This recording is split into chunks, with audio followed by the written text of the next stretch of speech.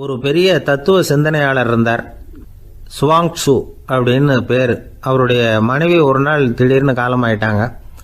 ஐயோ பாவம், அவர் ரொம்ப வருத்தப்படுவார், போய் ஆறுதலாக 4 வார்த்தை பேசிவிட்டு வரலாம் அப்படின்னு நினச்சிக்கிட்டு நிறைய பேர் அவரை தேடிட்டு வந்தாங்களாம்.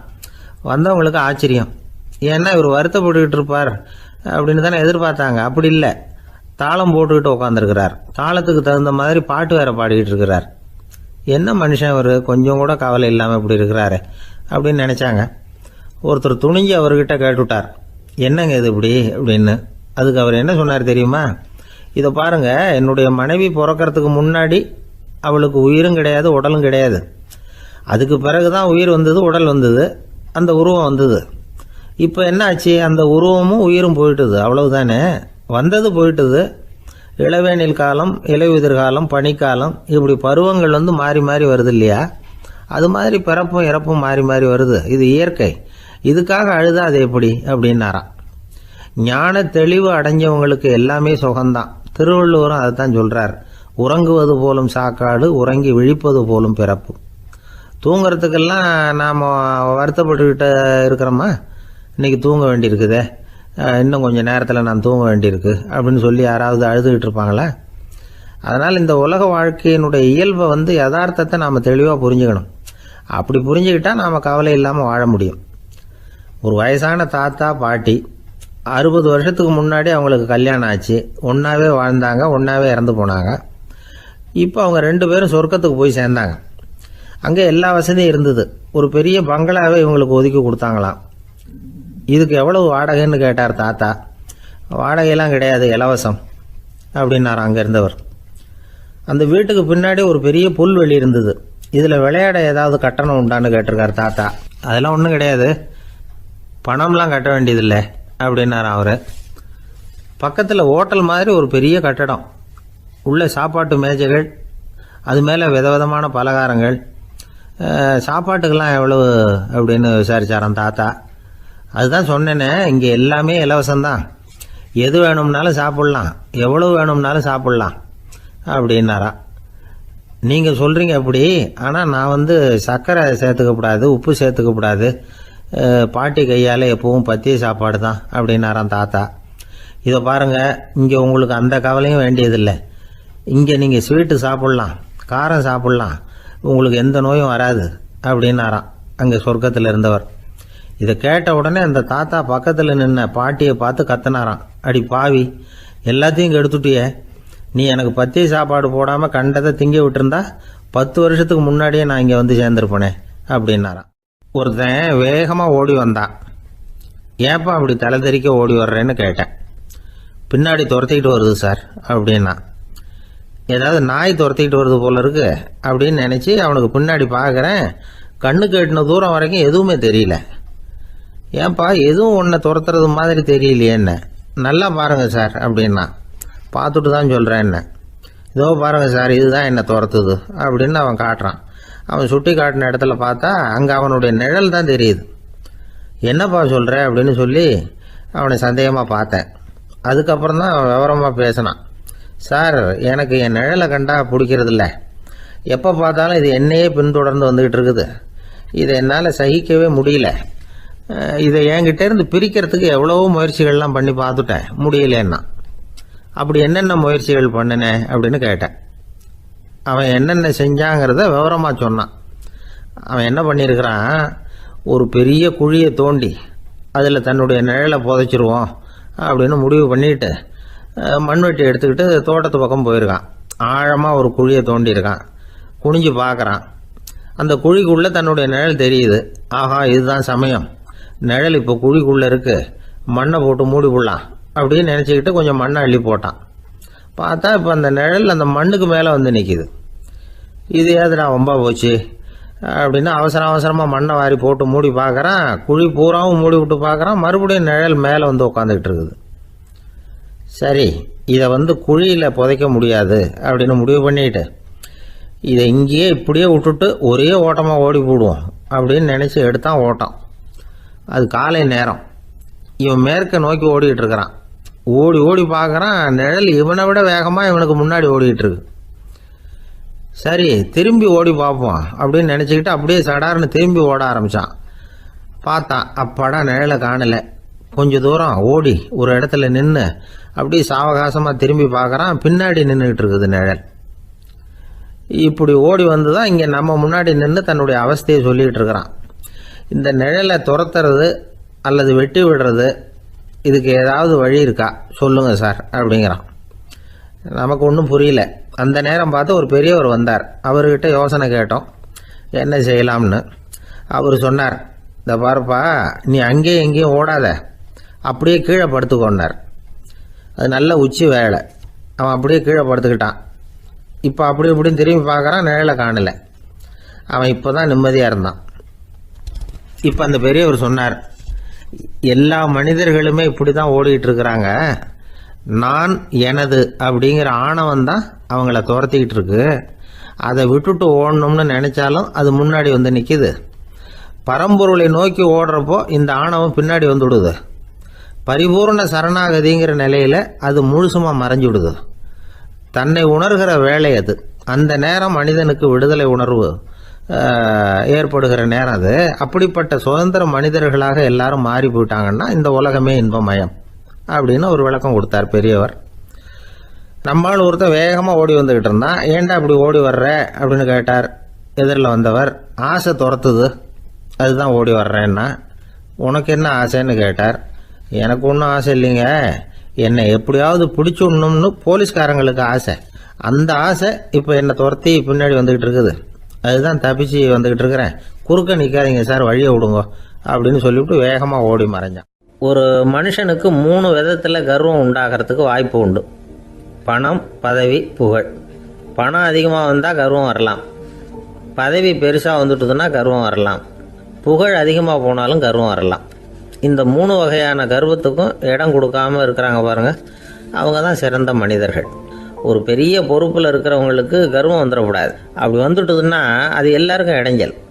ஒரு ராஜா இருந்தார். அவர் ஒரு நாள் தன்னுடைய தலைநகரத்தை சுற்றி வந்துக்கிட்டு இருந்தார். ஒரு இடத்துல ஒரு அழகான நிலத்தை பார்த்தார்.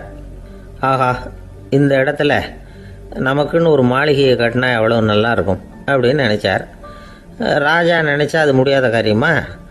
சரி, இந்த நிலம் யாருக்கு சொந்தம்னு விசாரிங்க அப்படின்னார் பக்கத்தில் இருந்தவங்கக்கிட்ட. அவங்கெல்லாம் ஓடி போய் விசாரித்தாங்க. அந்த இடம் ஒரு வயசான கிழவிக்கு சொந்தம், வயசான அம்மாவுக்கு சொந்தமாக. அந்த அம்மா தான் அதில் ஒரு குடிசையை போட்டு குடியிருந்துகிட்டு இருக்கிறாங்க. சரி, அந்த நிலத்துக்கு ஒரு விலையை நிர்ணயம் பண்ணி அதை அந்த வயசான அம்மாக்கிட்ட கொடுத்துருங்க அப்படின்னு உத்தரவு போட்டார் ராஜா. ஆனால் அந்த அம்மா, இது எங்கள் பூர்வீக இடம், இதை விற்க மாட்டேன் அப்படின்னு சொல்லிவிட்டுது. சரி, 2 பங்கு விலை கொடுக்குறோம்னு சொல்லி பாருங்க அப்படின்னாங்க. அப்படியே சொன்னாங்க அரண்மனை ஆட்கள். அதுக்கும் சம்மதிக்கலை அந்த அம்மா. இதை கேள்விப்பட்டதும் ராஜாவுக்கு கோபம் வந்துட்டுது. தன்னுடைய ஆளுங்களை கூப்பிட்டார். போய் அந்த குடிசையை பிரித்து எறிங்க, காசெல்லாம் ஒன்றும் கொடுக்காதீங்க அப்படின்னு கத்தினார். அவ்வளோதான். அடுத்த நிமிஷம் அரண்மனை ஆசாமிகள் போனாங்க, குடிசையை பிரித்து எரிஞ்சாங்க. அந்த வயசான அம்மா இருக்குது, அதுவும் அந்த இடத்த விட்டு துரத்தி விட்டாங்க. அந்த இடத்துல ஒரு அரச மாளிகையை கட்டி முடிச்சிட்டாங்க. அந்த வயசான அம்மா பாவம், ராஜாவே இப்படி பண்ணால் யாருக்கிட்ட போய் முறையிட முடியும்? ஒரு ஞானி இருந்தார், அவர்கிட்ட போய் சொன்னாங்க. அவர் இவங்க சொன்னதை கேட்டு மனசில் வச்சுக்கிட்டார். ஒரு நாள் அந்த ராஜாவே இந்த ஞானியை கூப்பிட்டார். புதுசாக ஒரு மாளிகை கட்டியிருக்கிறேன், வந்து பாருங்கன்னு. சரின்னு சொல்லி இந்த பெரியவர் ஒரு நாள் இந்த மாளிகைக்கு போனார். சும்மா போகல, ஒரு கழுதையையும் ஓட்டிகிட்டு போனார். கொஞ்சம் சாக்குகள், வெத்து சாக்கு, அதையும் எடுத்து கழுதை முதுகில் போட்டு கழுதையை ஓட்டிகிட்டு போகிறார். ராஜா பார்த்தார். அவருக்கு இது ஆச்சரியமாக இருந்தது. என்ன இது, மாளிகைக்கு வந்துட்டு போங்கன்னு கூப்பிட்டா கழுதை சாக்கு இதெல்லாம் கொண்டு வராரே, ஒன்றும் புரியலையேன்னு நினச்சார். எதுக்காக இதெல்லாம்னு கேட்டார். அரசருடைய தோட்டத்திலேருந்து கொஞ்சம் மண் எடுத்துகிட்டு போகிறதுக்கு ஆசைப்பட்றேன், அதுக்கு நீங்கள் அனுமதி கொடுக்கணும் அப்படின்னாரு இவர். இது என்ன வேடிக்கையான கோரிக்கையாக இருக்குது அப்படின்னு நினச்சார் ராஜா. இருந்தாலும் மண்ணு தானே கேட்குறாரு, எடுத்துகிட்டு போகட்டுமே அப்படின்னு நினச்சார். சரின்னு அனுமதி கொடுத்தார். அந்த பெரியவர் தோட்டத்துக்கு போனார், மண்ணை வெட்டினார், சாக்கில் போட்டு நிரப்புனார். ராஜாவை கொஞ்சம் கிட்ட வாங்கன்னு கூப்பிட்டார். இந்த மண் மூட்டையை தூக்கி கழுதையோட முதுகில் வைக்கணும், கொஞ்சம் உதவி பண்ணுங்கன்னார். ஓ, பண்ணுறேனே அப்படின்னு சொல்லி ராஜா கிட்ட போனார். மூட்டையை தூக்கி பார்க்குறாரு, முடியல, திணறி போயிட்டார். இப்போ அந்த ஞானி பேசினாராம். அரசே, இந்த ஒரு சாக்கு மண்ணையே உங்களால் தூக்க முடியல. அந்த கிழவிகிட்ட இருந்து அந்த அக்கிரமமாக அபகரித்த இந்த தோட்டம் பூராவையும் சுமக்கணும்னு ஆசைப்படுறீங்களே, அது உங்களால் முடியுமா அப்படின்னு கேட்டாராம். ராஜா யோசனை பண்ண ஆரம்பித்தார். தன்னுடைய செயலுக்காக வருத்தப்பட்டாராம். அந்த வயசான அம்மாவை உடனடியாக வரவழைச்சார். தாயே, தப்பு பண்ணிட்டேன், என்னை மன்னிச்சுக்குங்க. இன்னையிலேருந்து இந்த மாளிகையும் தோட்டமும் உங்களுக்கு தான் சொந்தம் அப்படின்னு சொல்லிவிட்டாராம். போகிறப்ப இந்த உலகத்திலேருந்து எண்ணத்தை எடுத்துகிட்டு போக போகிறோம், அதனால் ரொம்பவும் அலட்டிக்க வேண்டியதில்லை, கர்வப்பட வேண்டியதில்லை அப்படிங்கிறது ஒரு பெரிய உபதேசம்.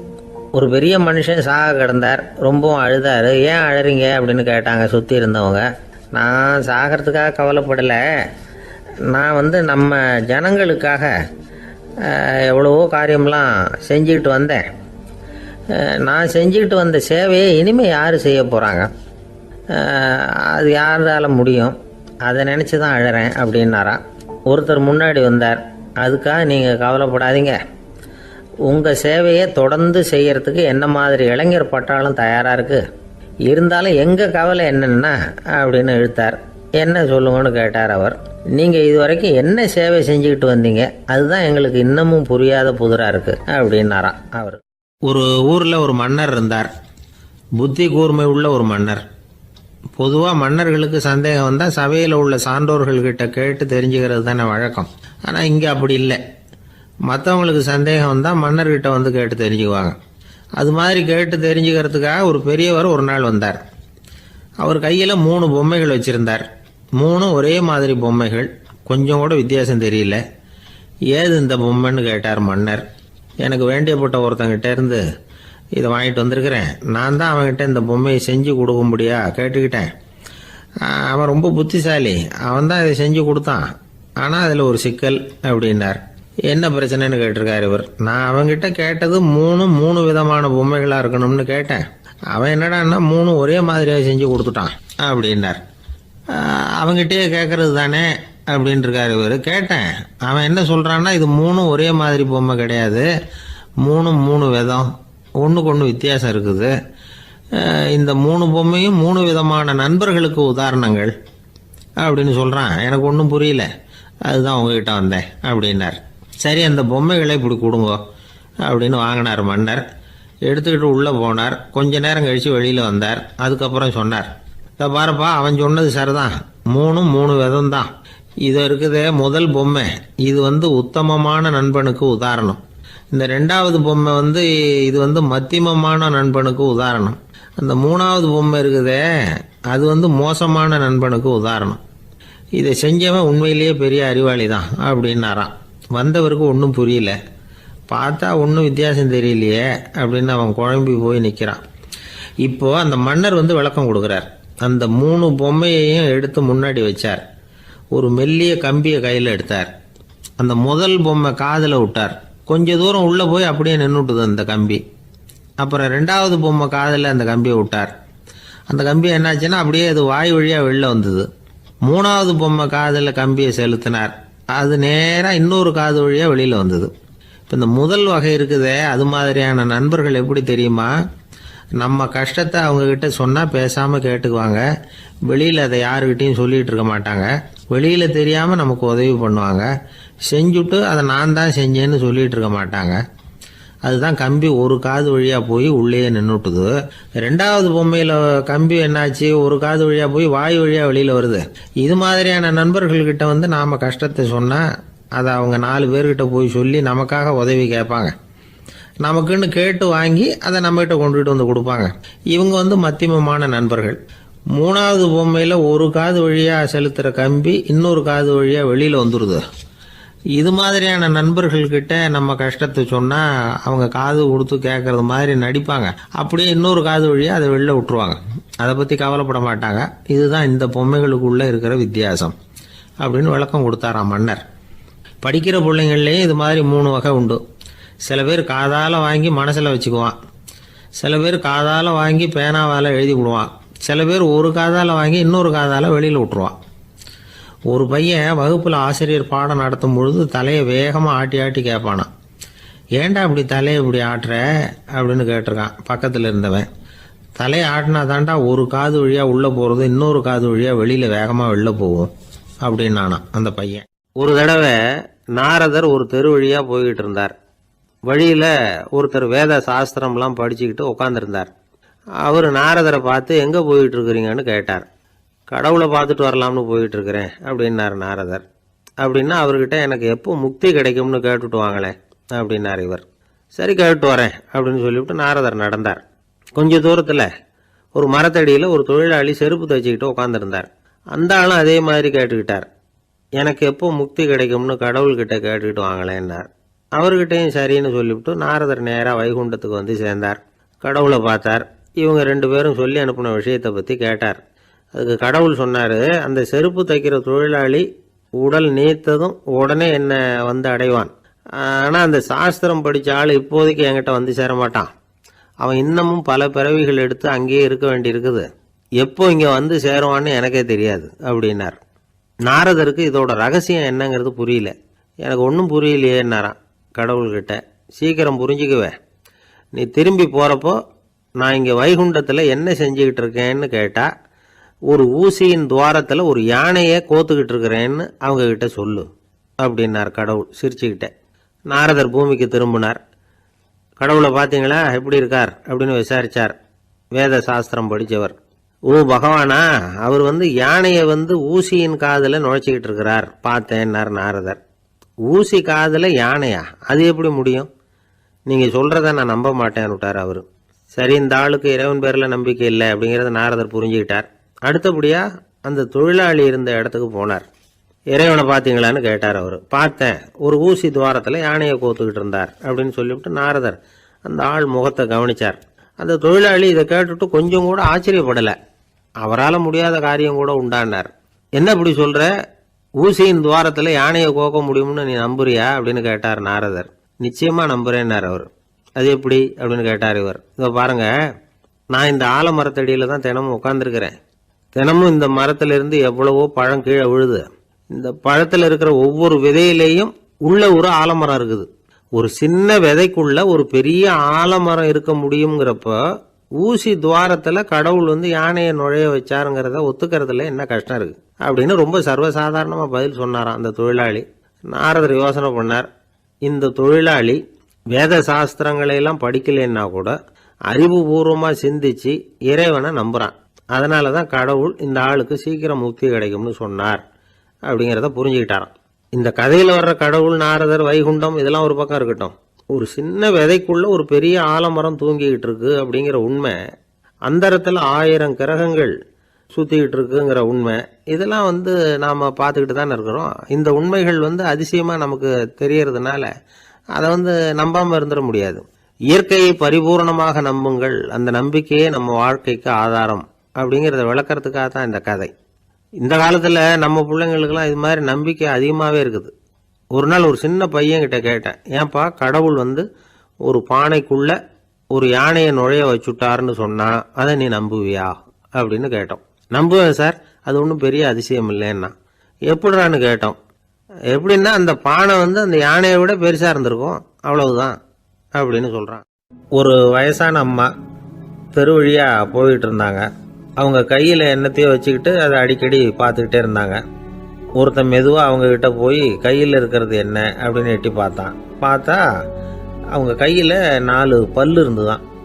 இவன் ஆச்சரியமாக அந்த அம்மாவை பார்த்தான். ஏம்மா உனக்கு என்ன பைத்தியமா, ஏது இந்த பல்லு, இதை என்னத்துக்காக கையில் வச்சுக்கிட்டு அலைஞ்சிக்கிட்டு இருக்கிற அப்படின்னு கேட்டிருக்கான். அதுக்கு அந்த அம்மா விவரம் சொல்ல ஆரம்பித்தாங்களாம். இதை பாருப்பா, எனக்கு ஒரு மகன் இருந்தான், அவனை ரொம்ப செல்லமாக வளர்த்தேன். அவனை தரையிலேயே நடக்க விடுறதில்ல, எப்பவும் தூக்கி வச்சுக்கிட்டு இருப்பேன். அவன் நல்லா பெரியவனாகி பள்ளிக்கூடம் போகிறப்ப கூட அவன் புஸ்தக மூட்டையை நான் தான் சுமந்துக்கிட்டு போவேன். பார்க்குறவங்க கூட கேலி பண்ணுவாங்க, ஏம்மா படிக்க போகிறது நீயா உன் பிள்ளையான்னு கேட்பாங்க. அவன் இன்னைக்கு எவ்வளவோ பெரிய மனுஷன் ஆகிட்டான், வெளிநாட்டில் பெரிய உத்தியோகத்தில் இருக்கான். சமீபத்தில் இங்கே வந்துட்டு போனான். ஒரு நாள் ஏதோ கோபத்தில் என்ன அரைஞ்சுட்டான். அப்போ இந்த 4 பல்லும் கீழே விழுந்துட்டுது. இன்னமும் கூட விழுந்திருக்கும், ஆனால் பல்லு தான் இல்லை.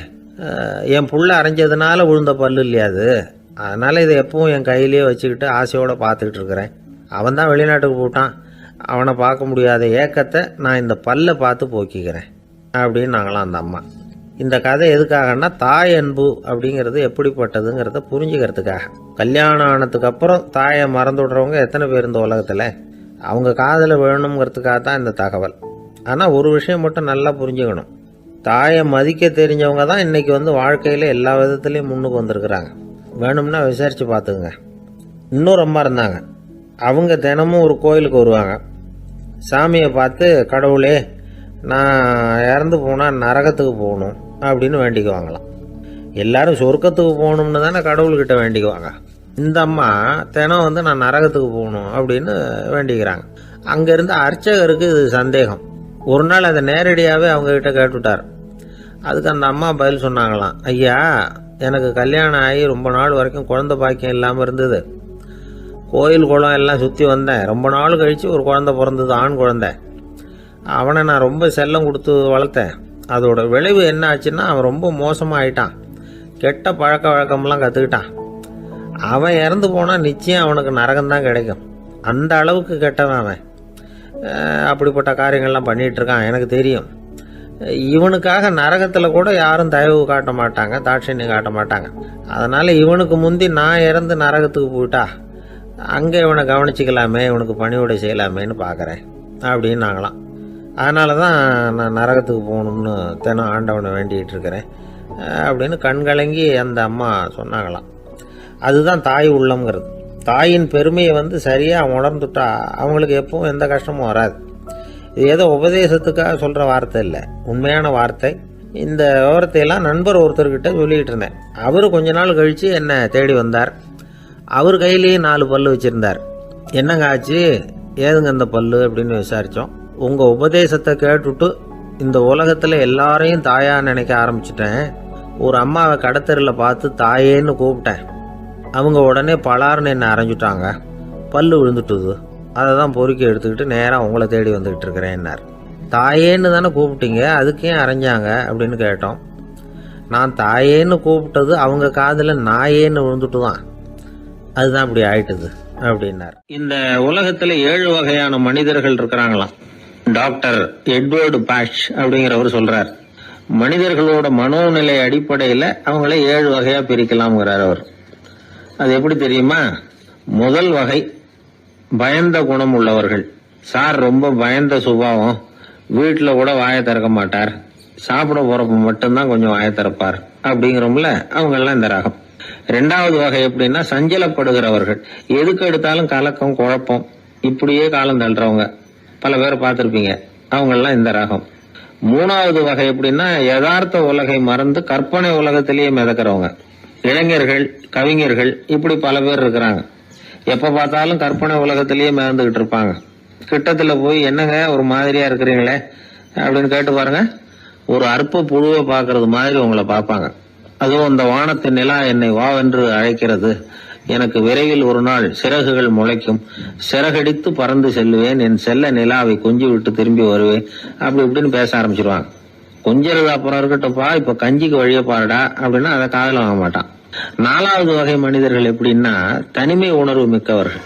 இவங்கெல்லாம் மற்றவங்களோட சகஜமா நெருங்கி பழகிறது இல்லை, தான் உண்டு தன்னுடைய வேலை உண்டுன்னு போறவங்க.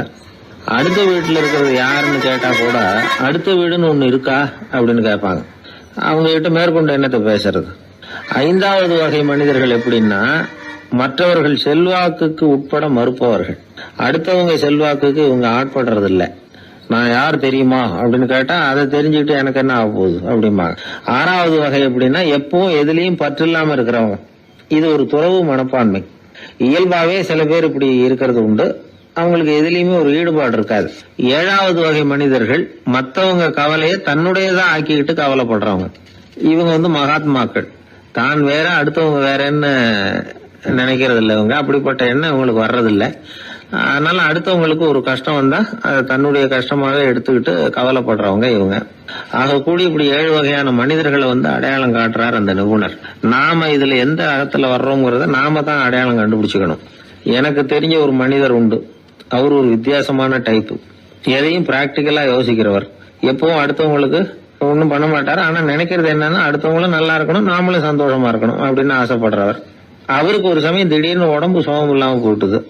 டாக்டர் கிட்டத்துல போனார், பணம் கொடுத்தார், வைத்தியம் பார்த்தார். அவரு எழுதி கொடுத்த மருந்து சீட்டை வாங்கிட்டார். மருந்து கடைக்கு போனாரு, பணம் கொடுத்தாரு, மருந்து வாங்கினார். அதை எடுத்துட்டு வீட்டுக்கு வந்தார். அதுக்கப்புறம் அந்த மருந்தை சாப்பிடணும்ல, சாப்பிடல, அப்படியே சும்மா வச்சுட்டார். அவரை பார்த்து கேட்டோம், ஏன் சார் இப்படி பண்றீங்க, வீண் செலவு தானே இது, நீங்க எதுக்காக டாக்டர் கிட்ட போய் பணம் செலவு பண்ணீங்க அப்படின்னு கேட்டாங்க. அதுக்கு சொல்றாரு, டாக்டர் வாழணும் இல்லையா அதுக்காக. சரி, அதுக்கப்புறம் என்னத்துக்கு மருந்து வாங்கினீங்க அப்படின்னு கேட்டா, மருந்து கடைக்காரர் வாழணும் இல்லையா அதுக்காக அப்படின்னாரு. சரி, அப்புறம் ஏன் வாங்கின மருந்து சாப்பிடாம வச்சிருக்கிறீங்க அப்படின்னா, நான் வாழணும் இல்லையா அதுக்காக அப்படின்னாராம் அந்த ஆள். மகாபாரத யுத்தம் முடிஞ்சது. தர்மர் சக்கரவர்த்தி ஆனார். பீஷ்மர் யுத்த பூமியில அம்பு படுக்கையில படுத்து கிடக்கிறார், உயிரை விட போறார். சூரியன் வட திசை அடையிற உத்தராயண புண்ணிய காலத்தை எதிர்பார்த்து காத்துக்கிட்டு இருக்கிறார். அந்த சமயத்துல தர்மர் கண்ணங்கிட்ட அனுமதி வாங்கிட்டு பீஷ்மரை பாக்கிறதுக்காக குருக்ஷேத்திரத்துக்கு வர்றார். தம்பிமார்கள், திரௌபதி எல்லாரும் கூட வர்றாங்க. பீஷ்மரை பார்த்து எல்லாரும் வணங்குறாங்க. யுதிஷ்டர் பீஷ்மர்கிட்ட வர்ணம், ஆசிரமம், மக்கள் கடமை, அரசருடைய கடமை, இது மாதிரி விஷயங்களை பத்தி நிறைய கேள்விகள்லாம் கேட்கிறார். அவரு ஒவ்வொன்னா கேட்டுக்கிட்டு இருக்கிறாரு. பீஷ்மரும் அதுக்கு தகுந்த பதில் சொல்லிட்டு இருக்கிறார். இப்படி பீஷ்மர் யுதிஷ்டருக்கு தர்மோபதேசம் செஞ்சுக்கிட்டு இருக்கிறப்போ திரௌபதிக்கு சிரிப்பு வந்துட்டுதான். கழுக்குன்னு அந்த அம்மா சிரிச்சுட்டாங்க. அந்த சத்தத்தை கேட்ட பீஷ்மர் தர்மோபதேசத்தை பாதியில நிறுத்தினார். திரௌபதிய பார்த்தார். மகளே, ஏம்மா சிரிச்சேன்னு கேட்டார். என்ன மன்னிச்சிருங்க பிதாமகரே, ஏதோ தெரியாம சிரிச்சுட்டேன்னாங்க அவங்க. குழந்தாய், உன்ன மாதிரியே உள்ள உத்தம பெண்கள் காரணம் இல்லாம பலர் முன்னிலையில இப்படி சிரிக்க மாட்டாங்க, வெக்கப்படாம விஷயத்தை சொல்லுன்னாரு அவர். திரௌபதிக்கு கண் கலங்க ஆரம்பிச்சு. சுவாமி, நீங்க இப்போ இவ்வளவு தர்மோபதேசம் பண்ணிட்டு இருக்கிறீங்க, இத பாக்குறப்ப எனக்கு திடீர்னு ஒரு சந்தேகம் வந்துட்டுது. அதாவது இன்னைக்கு தர்மத்துக்கு இவ்வளவு சிறந்த விளக்கத்தை கொடுக்கிற இதே பிதாமகர் அன்னைக்கு கௌரவர் சபையில துச்சாதனன் என்ன மானபங்கப்படுத்த முயற்சி பண்ணினப்போ வாய் மூடி மௌனமா பாத்துக்கிட்டு சும்மா தானே இருந்தார். அந்த சமயத்துல இவ்வளவு ஞானத்தையும் எங்க விட்டு வச்சிருந்தார்? ஒருவேளை அதுக்கப்புறம் தான் இந்த தர்ம விஷயங்களை எல்லாம் கத்துக்கிட்டாரா அப்படின்னு யோசிச்சுட்டு இருக்கிறேன். அப்படி யோசிச்சப்பதான் அந்த சிரிப்பு வந்துட்டுது, என்ன மன்னிச்சிருங்க அப்படின்னாங்களாம். பிதாமகர் இதுக்கு அமைதியா பதில் சொல்ல ஆரம்பிச்சார். குழந்தாய், உன்னோட கேள்வி நியாயமானதுதான். இதுல உன்னை நான் மன்னிக்கிறதுக்கு என்னமா இருக்கு? துரியோதனன் சபையில நான் இருந்தப்போ எனக்கு அந்த அறிவு இருக்கதான் செய்தது. ஆனா துஷ்டனான துரியோதனன் உணவை நான் அப்ப சாப்பிட்டுக்கிட்டு இருந்தேன், அவன் போட்ட சாப்பாட்டை சாப்பிட்டுக்கிட்டு இருந்தேன். அது காரணமா என்னுடைய அறிவு மழுங்கி போச்சு. நல்லது கெட்டதை பத்தி ஆலோசிக்க முடியாம போயிட்டுது. தீயவர்கள் போடுற சாப்பாட்டை சாப்பிட்டா சாப்பிடுறவனுடைய மனமும் உடம்பும் கெட்டு போடும் அப்படின்னு சாஸ்திரம்லாம் சொல்லுது. ஆனா இப்போ போர்ல அர்ஜுனன் என் மேல எய்த அம்புகளால என் உடம்புல இருந்த ரத்தம் எல்லாம் வெளியேறி போச்சு. கெட்ட உணவை சாப்பிட்டதுனால உண்டான ரத்தம் பூராவும் இப்போ உடம்பு விட்டு வெளில போயிட்டுது. அதனால என் புத்தியும் தெளிஞ்சுட்டுது. அதனாலதான் இப்போ இந்த அளவுக்கு தர்மத்தின் தத்துவங்களை சரியா எடுத்து சொல்ல முடிஞ்சது அப்படின்னு பீஷ்மர். இதுல இருந்து நாம தெரிஞ்சுக்க வேண்டியது என்னன்னா, யாரு சாப்பிட கூப்பிட்டாலும் உடனே முண்டி அடிச்சுக்கிட்டு கிளம்பி போய் முதல் பந்தியில உட்காந்துடக்கூடாது. கூப்பிடுறவங்க எப்படிப்பட்டவங்க, நல்லவங்களா கெட்டவங்களா அப்படின்னு எல்லாம் யோசிச்சு பாக்கணுமா. கெட்ட எண்ணத்தோட போடப்படுகிற சாப்பாடு புத்தியை மழுங்கடிச்சிரும் அப்படிங்கறது ஒரு பெரிய, இந்த காலத்துல பெரியவங்க சொல்ற ஒரு உண்மை. எத்தனையோ பேர் பெரிய உத்தியோகத்துல இருக்கிறவங்கள விருந்துக்கு கூப்பிட்டு சாப்பிட்டு முடிச்ச கையோட முக்கியமான பேப்பர்ல எல்லாம் கையெழுத்து வாங்கிட்டு விட்டுருவாங்களே. கூப்பிடுறவங்க மனசை புரிஞ்சுக்கிட்டு அதுக்கப்புறம் போறதா வேண்டாமா அப்படிங்கறத முடிவு பண்ணணும். சாப்பாட்டுல அவ்வளவு விஷயம் இருக்குது. பீஷ்மருக்கே அந்த நிலைமைன்னா நாமெல்லாம் ஏமாத்திரம். சில சந்தர்ப்பங்கள்ல சாப்பாடு புத்தியில ஒரு தெளிவு உண்டாக்குறதும் உண்டு. ஒரு ஊருக்கு ஒரு பெரிய மகான் வந்தார். அவரு சாப்பிடுறதே இல்ல, எப்போது கொஞ்சம் தண்ணி பால் அவ்வளவுதான், ருசியெல்லாம் கடந்தவர். அவர்கிட்ட எல்லாரும் போய் ஆசீர்வாதம் வாங்கினாங்க. அந்த ஊர்ல ஒரு ஹோட்டல், அதோட முதலாளி ஒருத்தர், அவரும் அந்த மகான் கிட்ட ஆசீர்வாதம் வாங்கறதுக்காக போனார். அவரு முன்னாடி போய் பணிவா நின்னார். துண்டை இடுப்புல கட்டிக்கிட்டு காலில் விழறதுக்காக போனார். அதுக்கு முன்னாடி அந்த மகான் எழுந்திருச்சு இவரு காலில் விழுந்துட்டார். ஹோட்டல் முதலாளி பதறி போயிட்டார். சுவாமி, என்ன இது அபச்சாரம், நீங்க தான் என்ன ஆசீர்வாதம் பண்ணணும்னார். அதுக்கு அந்த சாமியார் சொன்னார், அப்படி இல்லைங்க, நீங்க தான் என்ன ஆசீர்வாதம் பண்ணணும். ஏன்னா கொஞ்ச காலத்துக்கு முன்னாடி உங்க ஹோட்டல்ல தான் நான் அக்கௌண்ட் வச்சு சாப்பிட்டுக்கிட்டு இருந்தேன். இன்னைக்கு நான் ருசியெல்லாம் கடந்து வெறுத்து ஞானியா போறதுக்கு நீங்க தான் காரணம், உங்க சாப்பாடு தான் காரணம் அப்படின்னா. எனக்கு வாழ்க்கையில ஒரே ஒரு ஆசை தான் சார் அப்படின்னார் ஒருத்தர். அது என்னன்னு கேட்டேன். ஆசைகளை ஒழிச்சுடணுங்கிறது தான் என்னோட ஆசை அப்படின்னார். இப்படி ஆசைகளை ஒழிக்க வேண்டும் அப்படிங்கிறதையே ஒரு ஆசையா கொள்றது அபத்தம் அப்படிங்கிறார் ஒரு பெரியவர். இது மாதிரி ஆசைகளை ஒழிக்க ஆசைப்பட்டா அந்த நோக்கம் நிறைவேறாதான். அந்த முயற்சியால புதுசா சில துன்பங்கள் தான் சேருமா. அதில் புதுசாக ஒரு ஆசை தலை தூக்கும் அப்படிங்கிறார் அவர். ஆசைகளை தானாக விழ வச்சுடலாம். அதுக்கு வழி என்ன தெரியுமா? எந்த ஒரு ஆசையையுமே பூரணமாக நிறைவேற்றி கொள்ள முடியாதுங்கிறத உணரணும். அதை உணர்ந்தால் ஆசைகள் தானாக விழுந்துடும்.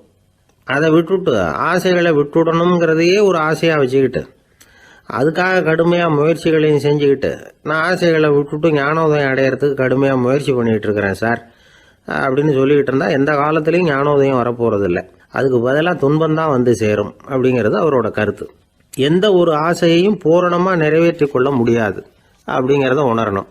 ஒரு ராஜா, அவர் மனசில் அமைதி இல்லை, எப்பவும் கஷ்டப்பட்டுக்கிட்டே இருந்தார். இந்த துன்பத்தை போக்குறதுக்கு பல வழிகளில் என்னென்னமோ முயற்சியெல்லாம் பண்ணி பார்த்தார். ஒன்றும் சரியாக வரல. கடைசியாக ஒரு காரியம் பண்ணார். அதாவது ஒரு வேதாந்தியை தேடிட்டு போனார். அவரை பார்த்து கேட்டார், ஐயா, என்னுடைய துன்பங்கள்லேருந்து நான் விடுபடணும், அதுக்கு சுலபமாக ஏதாவது ஒரு வழி இருந்தால் சொல்லுங்களேன் அப்படின்னு கேட்டுக்கிட்டார். அதுக்கு அந்த வேதாந்தி சொன்னார், அதுக்கு ஒரு வழி சொல்கிறேன், அது மாதிரி செய். அதாவது உன்னுடைய ராஜ்யத்துக்குள்ள போதுங்கிற மனசோட வாழுற ஒருத்தனை கண்டுபிடிக்கணும். அப்படி கண்டுபிடிச்சி அவனுடைய சட்டையை வாங்கி நீ போட்டுக்கணும். அப்படி போட்டுக்கிட்டா உன்னுடைய துன்பம் தீர்ந்துரும் அப்படின்னார். உடனே ராஜாவுக்கு ரொம்ப மகிழ்ச்சி. அரண்மனையில் இருந்த அத்தனை பேரையும் ஆளுக்கு ஒரு பக்கமாக அனுப்புனார், தேட சொன்னார். போதுங்கிற மனசுடைய ஒருத்தனை கண்டுபிடிச்சி கொண்டுகிட்டு வாங்க அப்படின்னார். எங்கெங்கேயோ தேடி கடைசியாக ஒரு ஆளை கண்டுபிடிச்சாங்க. அவன் போதுங்கிற மனசோட இருக்கிறவன் தான். ஆனால் அவன்கிட்ட சட்டை எதுவும் இல்லை. இடையில கட்டியிருக்கிற துண்டே போதுங்கிற மனசோடு அவன் வாழ்ந்துக்கிட்டு இருக்கிறான். சட்டை இருந்தாவில் ராஜா வாங்கி மாட்டிக்க முடியும். அந்த வேதாந்தி ஏன் அப்படி சொன்னாருங்கிறதுக்கான அர்த்தம் இப்போ தான் ராஜாவுக்கு புரிஞ்சுதான். இது வரைக்கும் சொன்னதெல்லாம் ஞான மார்க்கத்தை தேடிடுறவனுக்கான உள்ள தகவல். இப்போ இன்னைக்கு இளைஞர்கள் இதை கேட்டுவிட்டு நமக்கு ஆசையே வேணாம் அப்படின்னு முடிவு பண்ணிவிட்டா வாழ்க்கையில் முன்னேறவே முடியாது. நம்முடைய முயற்சிக்கு ஆசை தான் தூண்டுகோல். அதனால் இந்த ஆசையையும் அந்த ஆசையையும் போட்டு குழப்பிக்கக்கூடாது. ஆனால் ஒன்று, பேராசை நமக்கு தேவையில்லை. நாம் படுற ஆசையிலேயும் ஒரு நியாயம் இருக்கணும். ஏன்னா நம்மளில் சில பேர் நீங்கள் தான் சார் சொன்னீங்க, அதனால தான் ஆசைப்பட்டேன், அரை தான் கிடைச்சது மிச்சம் அப்படிம்பாங்க கன்னத்தை தடவிக்கிட்டே. அதனால் இப்போல்லாம் எந்த தகவலை சொன்னாலும் ரொம்ப எச்சரிக்கையாக இருக்க வேண்டியிருக்குது. ஒரு ஆள் ஒரு கடை வச்சு வியாபாரம் பண்ணிக்கிட்டு இருந்தான். அவனுக்கு ரொம்ப பேராசை, நிறைய பணம் சேர்க்கணும்னு. திடீர்னு ஒரு நாள் அவனுக்கு உடம்பு ரொம்ப சுகம் இல்லாமல் போயிட்டுது. இனிமேல் பிழைக்கிறது கஷ்டங்கிற நிலைமை. மரணப்படுகையில் இருக்கிறான். சொந்தக்காரங்கள்லாம் சுற்றி உட்காந்துருக்குறாங்க. இவன் மெதுவாக கண்ணை திறந்து பார்க்குறான். என் வீட்டுக்காரி எங்கேன்னா, இதோ இருக்கேன் அப்படின்னாங்க அந்த அம்மா. பசங்கள்லாம் எங்கேங்கிறான். இதோ பக்கத்தில் தான் நின்றுக்கிட்டு இருக்கிறோங்கிறாங்க. பொண்ணுங்க எங்கேங்கிறான். எல்லாம் இங்கே தான் இருக்கிறோம் அப்படிங்கிறாங்க. எல்லாம் இங்கே தான் பக்கத்தில் தான் இருக்கோம், நீங்கள் கவலைப்படாதீங்கன்னு சொல்கிறாங்க எல்லாம். அவன் மெதுவாக கஷ்டப்பட்டு வாயை திறந்து, அட பாவிங்களா, எல்லாரும் இங்கே இருந்தால் அங்கே கடையை யார் கவனிக்கிறது அப்படின்னா. ஜவஹர்லால் நேரு பிரதமராக இருந்த சமயம் அவர் ஒரு தடவை சென்னைக்கு வந்திருக்கிறார். இங்கே சில முக்கிய நிகழ்ச்சிகளில் கலந்துக்கிறதுக்காக வந்திருந்தார். ஆளுநர் மாளிகையில் ஒரு நாள் ராத்திரி தங்கி மறுநாள் புதுடெல்லி புறப்படுறதாக ஏற்பாடு. நிகழ்ச்சியிலெல்லாம் முடிச்சுக்கிட்டு ஆளுநர் மாளிகையில் தங்கியிருக்கிறார். அன்றைக்கு இரவு படிக்கிறதுக்கு ஒரு முக்கியமான புத்தகம் அவருக்கு தேவைப்பட்டது. அந்த சமயத்தில் உலக அளவில் ஒரு முக்கியமான பொருளாதாரம் சம்பந்தமான ஒரு புத்தகம் வெளியாகி இருக்கிற விஷயம் அவருக்கு தெரியும். அந்த புத்தகம் மெட்ராஸுக்கு வந்திருக்குமா, அது இங்கே கிடைக்குமா அப்படின்னு விசாரிச்சிருக்கிறார் நேருஜி. அவர் இப்படி கேட்ட உடனே அங்கே இருந்தவங்கெல்லாம் ரொம்ப பரபரப்பாக செயல்பட ஆரம்பிச்சுட்டாங்க. முக்கியமான இடங்கள்ல எல்லாம் விசாரிச்சிருக்கிறாங்க, அந்த புத்தகம் உங்ககிட்ட இருக்கான்னு. சென்னையில் உள்ள கன்னிமாரா நூல் நிலையத்துக்கு எப்படியும் அந்த புத்தகம் வந்திருக்கணும் அப்படின்னு ஒரு நம்பிக்கை. அங்கே விசாரித்தாங்க. அந்த புத்தகம் 2 நாளைக்கு முன்னாடி தான் அங்கே வந்திருக்குது அப்படிங்கிற விஷயம் தெரிஞ்சுது. உடனே எல்லாரும் அங்கே ஓடினாங்க. அவங்களுக்கு இன்னொரு சந்தேகம், புத்தகம் வந்திருக்கு சரி, அது இந்த சமயத்தில் வேற யாரும் படிக்கிறதுக்கு எடுத்துகிட்டு போயிருக்கக்கூடாதே அப்படிங்கிற சந்தேகம் இருந்தாலும் மனசுக்குள்ள ஒரு தைரியம். இப்படி ஒரு புத்தகம் வெளிவந்திருக்கிற விஷயமே நேருஜி சொல்லி தான் நமக்கே தெரியும். அதுவும் இல்லாமல் உலக பொருளாதாரம் சம்பந்தமான ஏதோ ஒரு புத்தகம் அது. அதை போய் இந்த நேரத்தில் அவ்வளவு ஆர்வமாக யார் எடுத்துகிட்டு போயிட போகிறாங்க அப்படிங்கிற தைரியம். இந்த தைரியத்தோடு அந்த நூல் நிலையத்துக்கு ஓடினாங்க. புத்தகத்தை தேடினா அது கிடைக்கல, யாரோ எடுத்துகிட்டு போயிருக்கிறாங்க. நேருவுக்கு மட்டுமே தெரிஞ்சிருந்த அந்த புத்தகம் பற்றின விஷயம் சென்னையில் வேற ஒருத்தருக்கும் தெரிஞ்சிருக்குது. உடனே எல்லாரும் பரபரப்பாக அந்த அதுக்குன்னு இருக்கிற ரிஜிஸ்டர் இருக்குல்ல, பதிவேடு, அதை புரட்டி பார்க்குறாங்க யார் எடுத்துகிட்டு போகிறாங்கன்னு தெரிஞ்சுக்கிறதுக்காக. எடுத்துகிட்டு போனவங்க அதில் கையெழுத்து போட்டிருப்பாங்கல்ல, அதை பார்த்து யாருன்னு தெரிஞ்சுக்கலாம் அப்படிங்கிறதுக்காக தான் அதை புரட்டுறாங்க. அதோ அந்த புத்தகத்தோட பேர் பக்கத்தில் அதை எடுத்துக்கிட்டு போனவங்க கையெழுத்து உத்து பார்க்குறாங்க எல்லாரும். அதில் போட்டிருக்குது பேர் CN அண்ணாதுரை அப்படின்னு எழுதியிருந்தது. அவர் தான் பேரறிஞர் அண்ணா. நேரு படிக்க விரும்பின ஒரு புத்தகத்தை அதே நேரம் படிக்க விரும்பின இன்னொரு தலைவர் இவர். படிக்கிறதுல அவருக்கு இருந்த ஆர்வத்தை நாம் தெரிஞ்சுக்கணும்னா அதுக்கு எவ்வளவோ சம்பவங்கள் இருக்குது. கடைசி காலத்தில் அவர் அடையாறு மருத்துவமனையில் படுத்திருக்கிறார். அவருக்கு ஒரு முக்கியமான அறுவை சிகிச்சை செய்ய வேண்டியிருக்குது அவசரமாக. அமெரிக்காவிலேருந்து டாக்டர் மில்லர் வந்திருக்கிறார். அவர்கிட்ட கேட்குறார், டாக்டர் நாளைக்கே அறுவை சிகிச்சை செய்ய போகிறீங்களா அப்படின்னு. ஆமாங்கிறார் டாக்டர் மில்லர். நாளைக்கு மறுநாள் செஞ்சுக்கிறேனே அப்படின்னாரான் அண்ணா. ஏன் ஏதாவது நாள் பார்க்குறீங்களான்னு கேட்டிருக்கார். இல்லை, ஒரு புத்தகத்தை படிச்சுக்கிட்டு இருக்கிறேன், அதை நாளைக்குள்ளே முடிச்சிருவேன், அதுக்கப்புறம் நான் இறந்தாலும் கவலை இல்லை அப்படின்னாரான் இவர். அவர் தான் அறிஞர் அண்ணா. சங்ககால நூல்கள்லேருந்து சமீபத்தில் வந்த நூல்கள் வரைக்கும் எல்லாம் அவர் படிச்சிருக்கிறார். ஒரு திருமண விழாவில் அவர் பேசும்பொழுது சொன்ன விஷயம் இது. சங்க காலத்தில் காதலியை மணக்க விரும்புகிறவனுக்கு அவனுடைய தந்தை வீர சோதனைகள்லாம் வைப்பார். போய் புலிப்பல்லு கொண்டுக்கிட்டு வா, அப்போ தான் என் பொண்ணை கொடுப்பேன் அப்படின்னு சொல்லுவார். காதலன் உடனே காட்டுக்கு போவான், ஒரு புலியை கொன்று அதனுடைய பல்லை கொண்டுகிட்டு வருவான். அதை வீர பதக்கத்தில் பதிச்சு அவனுக்கு மாமனார் சூட்டுவார் கல்யாண சமயத்தில். இப்போலாம் காதலன் கிட்ட அப்படி சொல்ல முடியாது. இப்போலாம் காதலன் கிட்ட காட்டுக்கு போய் புலிப்பல் கொண்டுகிட்டு வான்னு யாராவது சொன்னால் புலி தான் மாப்பிள்ளையாக வந்து சேரும் அப்படின்னார். ஆஃபீஸில் வேலை பார்க்குற ஒருத்தர் வந்தார். பேசாமல் ஒரு 10 நாள் லீவு போட்டுடலாமா பார்க்குறேன் அப்படின்னார். ஏன்னு கேட்டோம். என்னுடைய மேலதிகாரி ஒரு முசுடு சார், அவர்கிட்ட வேலை பார்க்குறது ரொம்ப கஷ்டமாக இருக்குது அப்படின்னார். ஆஃபீஸில் வேலை பார்க்குறவங்கெல்லாம் ஒரு விஷயத்தை நல்லா ஞாபகத்தில் வச்சுக்கணும். மேலதிகாரிங்கிறவர் ஒரு பெரிய மகான் இல்லை, அவரும் ஒரு மானிட பிறவி தான். சராசரி மனுஷனுக்குள்ள பலம் பலவீனம் ரெண்டும் அவருக்கும் உண்டு. அதனால் அவரை கொஞ்சம் அனுசரித்து போகிறதுக்கு பழகிறது தான் நல்லது. மேலதிகாரிகளில் பல வகை உண்டு. அதில் முக்கியமாக 3 வகை. அதில் ஒரு வகை எப்படி தெரியுமா? உங்களை ஒரு வேலை செய்கிற மெஷினாக மட்டுமே நினைக்கக்கூடிய வகை. இவங்கெல்லாம் எப்படின்னா, எங்கேயாவது வெளியூர் போயிருந்தா கூட அங்கேருந்து ஃபோன் பண்ணுவாங்க, அந்த வேலை என்னாச்சு, இந்த வேலை என்னாச்சு அப்படின்னு. இவங்களுக்கெல்லாம் உங்கள் நலனை பற்றியோ உங்கள் குடும்பத்தை பற்றியோ அக்கறை இருக்காது. நீங்கள் சொல்கிற யோசனை எதுவும் இவங்ககிட்ட எடுபடாது. கொடுத்த வேலையை பாரு, நீ எனக்கு புத்தி சொல்ல வேணாம் அப்படிம்பாங்க. இவங்களை அனுசரித்து போகிறதுக்கு ஒரே வழி, இவங்க எதை சொன்னாலும் சரின்னு சொல்லிவிட்டு வேலையை கவனிக்க வேண்டியது தான். இவங்ககிட்ட வேற எந்த கேள்வியும் கேட்டுக்கிட்டு இருக்கக்கூடாது. ஆமாம் சாமி போடுறது கௌரவ குறைச்சல் இல்லை, அது ஒரு அலுவலக சௌகரியம், அவ்வளவுதான். இன்னொரு வகையான மேலதிகாரிகள் எப்படி தெரியுமா? இவங்கெல்லாம் ஆஃபீஸ் வேலையை பற்றி அதிகமாக கவலைப்பட்டுக்கிட்டு இருக்க மாட்டாங்க. தங்களுடைய சொந்த இமேஜ் பாதிக்கப்படக்கூடாதுங்கிறதுலையே கவனமாக இருப்பாங்க. இவங்கெல்லாம் அடிக்கடி உங்கள் நலனை விசாரிப்பாங்க. அதே மாதிரி நீங்களும் அவரை விசாரிக்கணும்னு எதிர்பார்ப்பாங்க. இந்த ரக அதிகாரிகளுக்கெல்லாம் புது வருட வாழ்த்து அனுப்பலாம், பிறந்தநாள் வாழ்த்து அனுப்பலாம். அவருக்கு எங்கேயாவது ஒரு பாராட்டு விழா நடந்தால் முதல் வரிசையில் போய் உட்காந்து உங்கள் முகத்தை காட்டலாம். ஆஃபீஸ் வேலையை மட்டுமே பார்க்குற பணியாளர்கள் இது மாதிரி அதிகாரிகள் கிட்ட நல்ல பேர் வாங்க முடியாது. இன்னொரு வகையான மேலதிகாரிகள் உண்டு. அவங்க எப்படின்னா, ஆஃபீஸ் வேலையை பற்றியும் கவலைப்பட மாட்டாங்க, தனக்கு கீழே வேலை பார்க்குறவங்கள பற்றியும் கவலைப்பட மாட்டாங்க.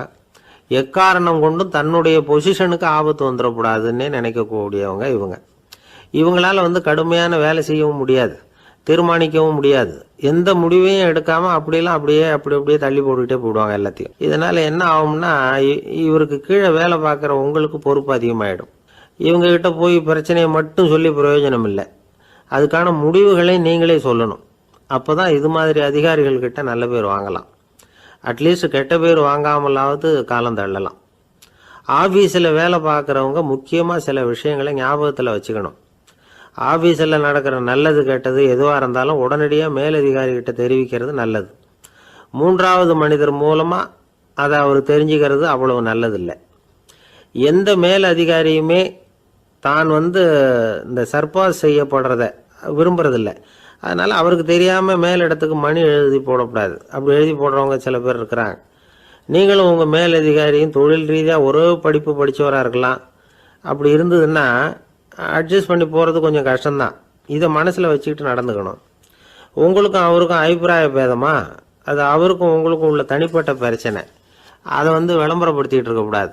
அது அவருடைய கோபத்தை கிளறும். உங்கள் மேலதிகாரி உங்கள் கூட படித்தவராக இருக்கலாம், அதுக்காக அவரை எல்லாருக்கும் முன்னாடி கிச்சாமி எப்படிடா இருக்க அப்படின்லாம் கேட்டுக்கிட்டு இருக்கக்கூடாது. பொதுவாக யாரும் அதை விரும்புறதில்லை. இவ்வளவையும் உங்கள் மனசில் வச்சுக்கிட்டு கொஞ்சம் சாமர்த்தியமாக நடந்துக்கிட்டீங்கன்னா ஆஃபீஸ் உங்களுக்கு அவஸ்தையாக இருக்காது, ஆனந்தமாக இருக்கும். ஒரு மேலதிகாரி தன்கிட்ட வேலை பார்க்குற ஒருத்தரை பற்றி ரொம்ப பெருமையாக சொன்னாராம்.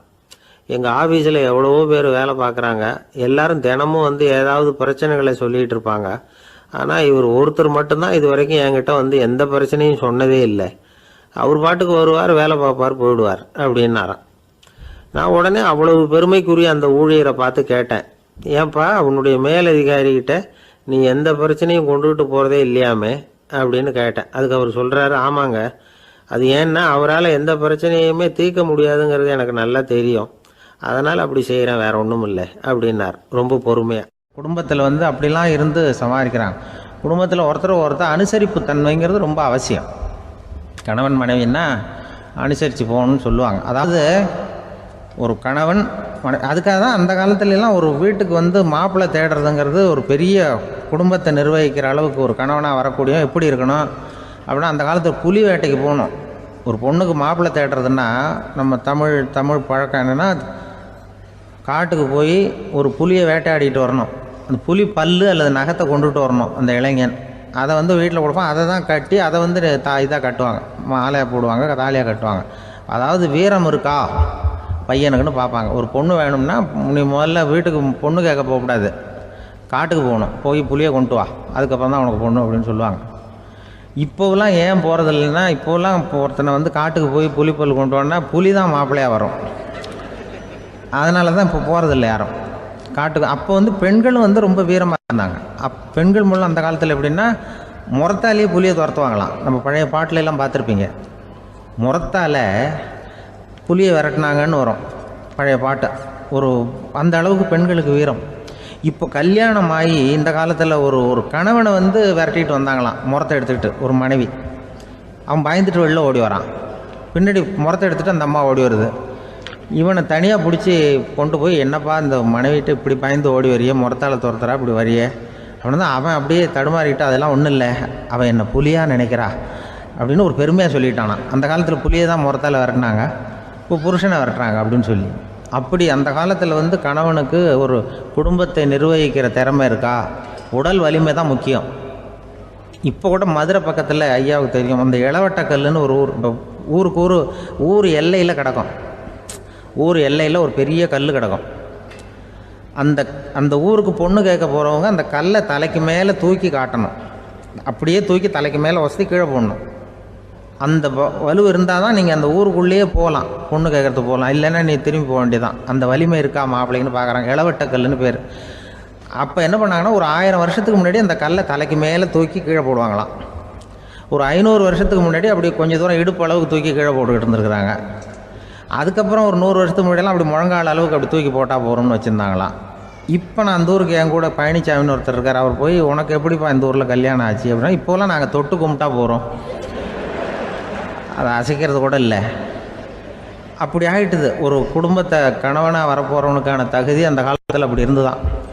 அப்படி கணவன் தேர்ந்தெடுக்கிறது, குடும்ப தலைவனை தேர்ந்தெடுக்கிறது ஒரு பெரிய காரியம். ஒரு பெரிய செல்வந்தர் போட்டி வச்சாராம், ஒரு நீச்சல் குளம், அதில் யார் வேணாலும் குதித்து அந்த பக்கம் போய் கரையேறலாம். அந்த நீச்சல் குளத்தில் விஷப்பாம்புலாம் கிடக்கு. யார் துணிஞ்சி அந்த விஷப்பாம்பு இருக்கிற குளத்தில் குதித்து அந்த பக்கம் போய் கரையேறானோ அவனுக்கு ஒரு 100 ஏக்கர் நிலம் கொடுப்பேன், அது வேண்டான்னா ஒரு 1000 ஆடு கொடுப்பேன், அதுவும் வேண்டான்னா என் பொண்ணை கொடுப்பேன் அப்படின்னு போட்டி வச்சார். அதான் மாப்பிள்ளையை தேர்ந்தெடுக்கிறதுக்கு அவர் ஒரு வழி, நீச்சல் குளத்தில் குதித்து கரையேறணும். இப்போ அந்த ஊரில் இருக்கிற இளைஞர்கள்லாம் பார்க்குறாங்க அந்த குளத்தில் குதிக்கணும்னு. ஆனால் குளத்தில் வெறும் விஷப்பாம்புலாம் கிடக்கு.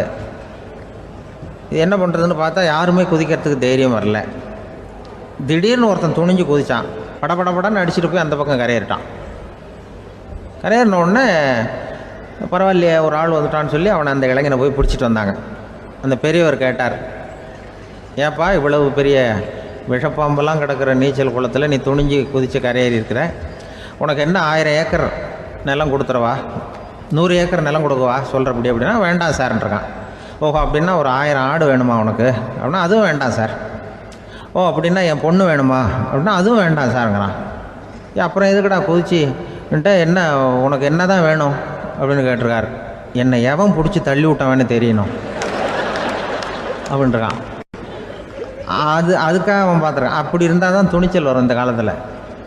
எதுக்கு இவ்வளவு சங்கடம்லாம் வச்சாங்கன்னா, ஒரு குடும்பத்துக்கு தலைவராக வர வேண்டிய ஒரு ஆள், கணவனாக இருக்க வேண்டியவனுக்கு துணிச்சல் இருக்கா, தைரியம் இருக்கா அப்படிங்கிறது பார்க்குறதுக்காக இப்படிப்பட்ட தேர்வு முறைகள்லாம் வச்சுருந்தாங்க அந்த காலத்துலலாம்.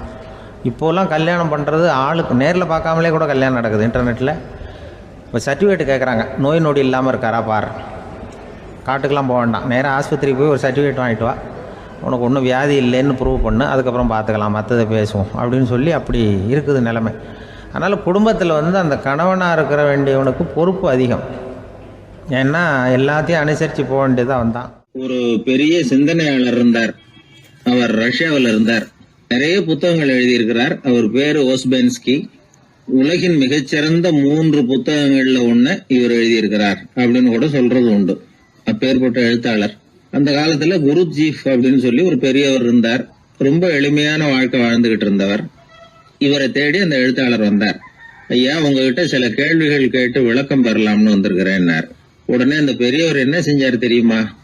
ஒரு வெற்று காகிதத்தை எடுத்தார், அவர்கிட்ட கொடுத்தார். இந்தாங்க, இதை வச்சுக்கங்க, நாம 2 பேரும் பேசுறதுக்கு முந்தி நீங்க ஒரு காரியம் பண்ணணும்னார்.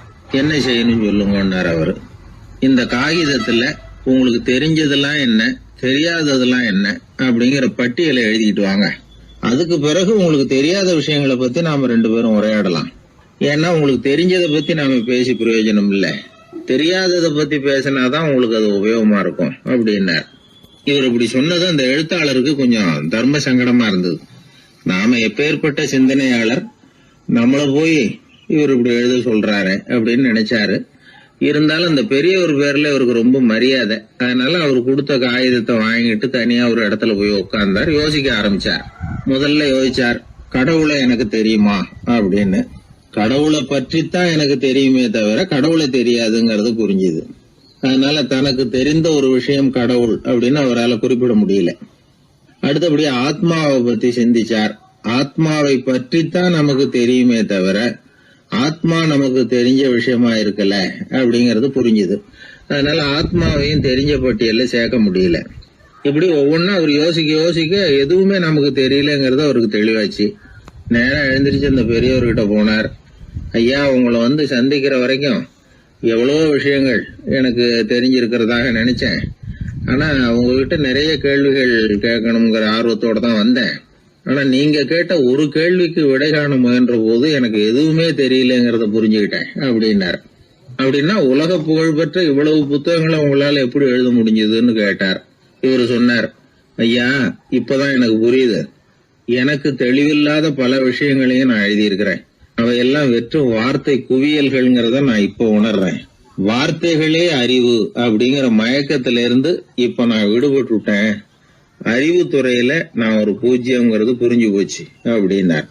இப்ப பெரியவர் சொன்னார், இப்பதான் உங்களுக்கு உண்மையான அறிவு ஏற்பட ஆரம்பிச்சிருக்குது. எப்போ ஒரு மனிதன் தன்னுடைய அறியாமையை உணர ஆரம்பிக்கிறானோ அப்போதுதான் அறிவின் தொடக்கத்துல அடி எடுத்து வைக்கிறான் அப்படின்னார். அதுக்கு பிறகு என்னாச்சு தெரியுமா? இந்த எழுத்தாளர், சிந்தனையாளர் ஓஸ்பென்ஸ்கி புஸ்தகம் எதுவுமே எழுதலையாம், அதோட விட்டாராம்.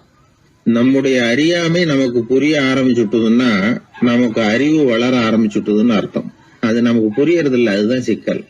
ஒரு நண்பர் சொன்னார், சார், நான் எப்போ வீட்டை பூட்டி விட்டு வெளியூர் போனாலும் திருடன் பூட்டை உடைச்சு விடுறான். அதனால இப்ப புத்திசாலித்தனமா ஒரு காரியம் பண்ணிவிட்டு உங்க ஊருக்கு வந்திருக்கிறேன்னார். என்ன செஞ்சிருக்கிறீங்கன்னு கேட்டேன். வீட்டை பூட்டாமலே வந்துட்டேன் அப்படின்னார். ஒரு ஊரில் ஒரு ராஜா இருந்தார். அந்த ராஜாவுக்கு ஒரு மந்திரி. ராஜா ரொம்ப நியாயமானவர், நேர்மையானவர், கண்டிப்பானவர். தப்பு செய்கிறது யாராக இருந்தாலும் தண்டனை கொடுப்பார். வேண்டியவங்களுக்கு ஒரு நியாயம், வேண்டாதவங்களுக்கு ஒரு நியாயங்கிறதெல்லாம் அவர்கிட்ட கிடையாது. ஒரு சமயம் அரசவையில் அந்த அமைச்சரே விதிமுறைகளுக்கு புறம்பா ஏதோ நடந்துகிட்டு இருக்கார். மன்னருக்கு கோபம் வந்துட்டுது. உடனே அந்த அமைச்சரை கிட்டத்தில் கூப்பிட்டு அவர் கன்னத்தில் ஓங்கி ஒரு அறை கொடுத்துட்டாராம். உடனே அந்த அமைச்சர் என்ன பண்ணார் தெரியுமா? நேராக போனார். அங்கே நின்றுகிட்டு இருந்த இன்னொருத்தர் கன்னத்தில் ஓங்கி அரைஞ்சார். அரை வாங்கினவர் திகைச்சு போயிட்டார். இவர் ஏன் நம்மளை அரைகிறார் அப்படின்னு யோசனை பண்ணார். மன்னரும் திகைச்சு போயிட்டார். நாம இவரை அரைஞ்சா அதுக்காக இவரு போய் இன்னொருத்தரை அரையணுமா அப்படின்னு யோசனை பண்ணார். இவருக்கு என்ன பைத்தியமானு கூட நினைக்க ஆரம்பிச்சுட்டார். ஆனால் என்ன ஆச்சுன்னா, அப்புறம் அமைச்சர் அவர் கவனிச்சுக்கிட்டு இருந்தாரா, அவர் இன்னொருத்தர் அரைஞ்சார் இல்லையா, அந்த அறை வாங்கின ஆசாமியை பார்த்து கத்திக்கிட்டு இருந்தார். யார்? அமைச்சர். ஏன்பா என்கிட்ட அறையை வாங்கிட்டு இப்படி விவரம் இல்லாமல் நின்றுட்டு இருக்கிறிய, நான் உனக்கு கொடுத்ததை நீ வேற யாருக்கிட்டையாவது கொடுத்துரு அப்படின்னார். உடனே அந்த ஆள் பார்த்தான், தனக்கு அடுத்தபடியாக நின்றுக்கிட்டு இருந்தவனை ஓங்கி ஒரு அறை அரைஞ்சான். அவன் கன்னத்தை தடவிட்டே யோசனை பண்ணான். இது ஏதோ புரிஞ்சுக்கிட்ட மாதிரி அடுத்தாப்புல நின்றுக்கிட்டு இருந்தவனை அரைஞ்சான். இப்படி இந்த அறை மாறி மாறி போய்கிட்டே இருக்குது. ஊரு பூரா பிரயாணம் பண்ண ஆரம்பிச்சுட்டுது. அன்னைக்கு ராத்திரி அந்த ராஜா படுக்கிறதுக்காக போனார். அந்த நேரம் பார்த்து அவர் கன்னத்தில் பலார்னு ஒரு அறை விழுந்தது. நம்மளே அரையிறது யாரு அப்படின்னு அதிர்ச்சியோட மன்னர் திரும்பி பார்க்கறாரு. அரைஞ்சது அவரோட மனைவி.